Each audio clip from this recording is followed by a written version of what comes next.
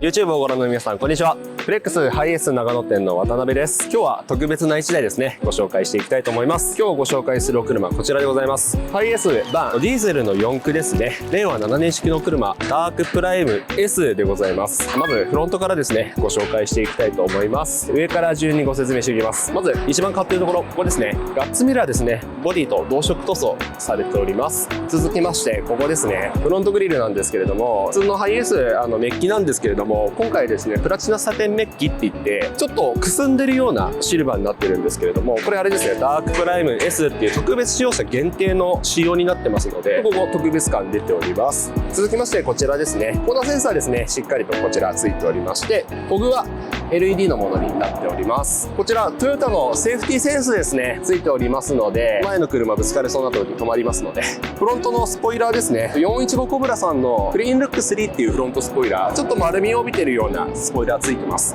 サイドですね、足回りになります。まずフレックスオリジナルのですね、オーバーフェンダー、こちらボディ同色のものついておりまして、タイヤアルミですね、かっこいいものついてます。ホイールがですね、デルフの06ですね、横浜タイヤのパラダっていうホワイトレターのタイヤついております。ホワイトレターと引き締まっててすごいかっこいいタイヤになってます。では後ろお願いします。上からですね、デジタルインナーミラーついてます。荷物とか積んでいただいた時に後ろ見やすいように、ここカメラルームミラーですね、映るようになっているので後ほどご紹介します。続きましてこちら後ろですね、この辺りもしっかりプラチナサテンメッキって言ってちょっとくすんだ色ですけど、かっこいいサテンの仕様になっております。ダークプライム S なので S のエンブレムですね、しっかりとついております。続いてテールライト、ネオトレースっていうフレックスからの出してる LED のテールライトですね。ちょっと中見ていただくと奥行きがあるようなテールになってます。非常にかっこいいやつですね。では中ご紹介していきます。中ですね、非常に綺麗ですね。上とかも全然傷がないし、中非常に綺麗なんじゃないかなと思います。フレックスのベッドキットですね、ついておりまして、こちら4分割式の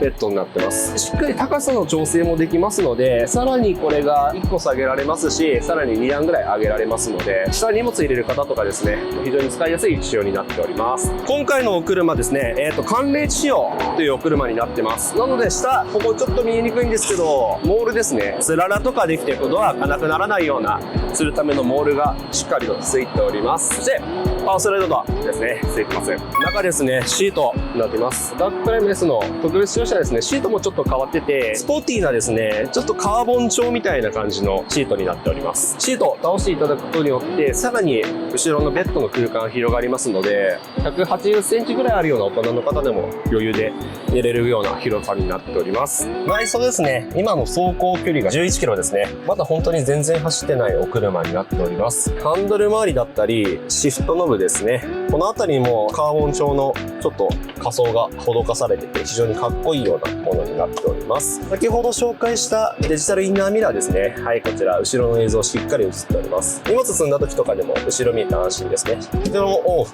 切り替えられます。ナビ、アルパインのビッグ X フローティングって言ってちょっと手前に出てて浮いてるタイプですね。11インチの非常に大きいナビがついております。続いてこちら HDMI の USB ポート、こちらしっかりついておりますので、ミラーリングとか接続ですね、できるようになっております。いかがだったでしょうか。結構ですね、フレックスの中ではシンプルなカスタムのお車になっておりますので、このままできればシンプルであまりカスタム